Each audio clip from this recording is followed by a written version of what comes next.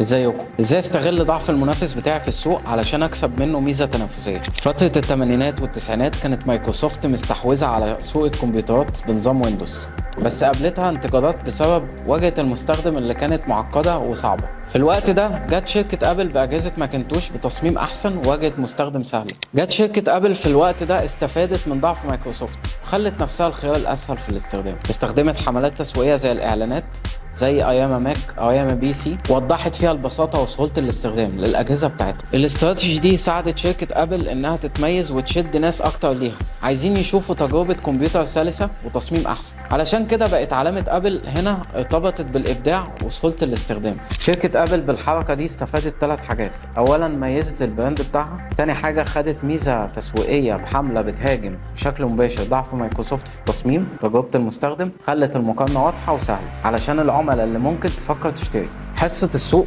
عندهم زادت وأثر ده على المبيعات. بعد الحملة بشهر شركة أبل شافت مبيعات وصلت ل 200 ألف جهاز، وزادت إجمالي مبيعاتها لحد ما وصلت لنسبة 39%.